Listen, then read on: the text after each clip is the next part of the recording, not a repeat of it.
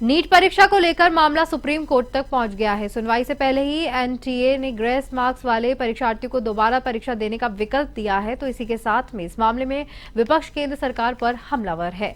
इसे लेकर A1 TV संवाददाता सौम्या मिश्रा ने बात की कांग्रेस के मुख्य प्रवक्ता पवन खेड़ा से, जिन्होंने इससे जुड़े काफी सबूत मीडिया के सामने रखे।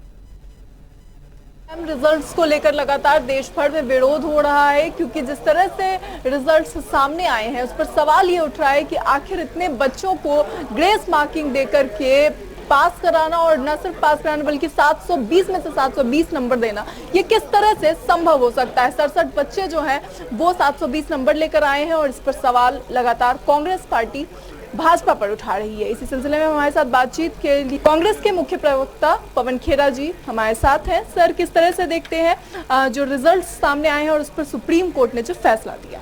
देखिए, पहली बात कि जो टाइम लॉस को आधार बना के ग्रेस मार्क्स दिए वही गलत था।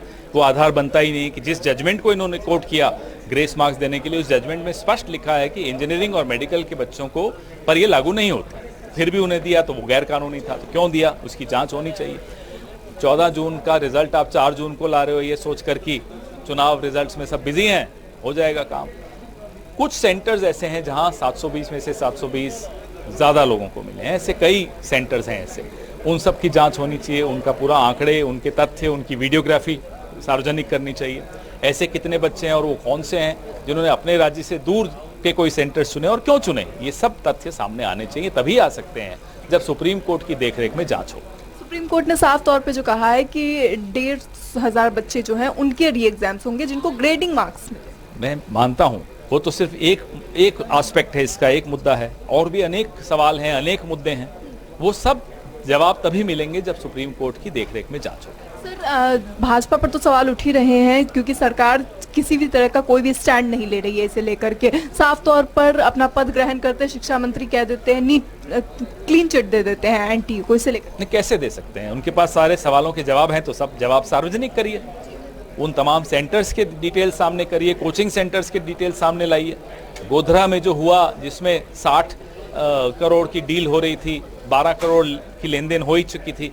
पटना पुलिस ने जो कार्रवाई की, 13 लोग गिरफ्त में हैं अभी भी। वो तमाम जानकारी सबके सामने आनी चाहिए। जंतर मंतर पे बैठे कुछ माता पिताओं का कहना है कि जिस तरह से रिजल्ट सामने आए हैं, सरकार से तो हमारी उम्मीद टूट ही चुकी है, लेकिन अब जो है वो थोड़ी बहुत आशा रह गई है सुप्रीम कोर्ट से। निराशा बहुत है और विश्वास बिल्कुल। निराश होने की जरूरत नहीं है। इस देश का पूरा विपक्ष उनके साथ खड़ा है, इस देश का मीडिया उनके साथ खड़ा है।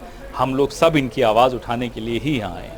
तमाम जानकारी के लिए शुक्रिया। जिस तरह से आपने सुना कि इस वक्त हमारे साथ पवन खेड़ा जी थे और उन्होंने जो जानकारी साझा की हमारे साथ, साफ तौर पर देश भर में इसे लेकर के जो है वो बच्चे विरोध कर रहे हैं। वही 2 दिनों से जंतर मंतर पे भी इसे लेकर के प्रोटेस्ट किया जा रहा था। हालांकि अब जो है आज से उन्हें परमिशन मिलेगी या नहीं, इस बात की अब तक कोई भी पुष्टि नहीं हुई है। मगर लगातार जिस तरह से इस रिजल्ट को लेकर के फैसले आए हैं, सुप्रीम कोर्ट द्वारा आए हों और शिक्षा मंत्री द्वारा कही गई बात हो, इन सभी के मद्देनजर अब जो है छात्र साफ तौर पर नीट का जो है वो मांग कर रहे हैं, यानी कि री नीट कराया जाए, 24 लाख बच्चों के एग्जाम्स दोबारा कराया जाए। कैमरा जर्नलिस्ट राधे के साथ मैं सौम्या मिश्रा, A1 टीवी।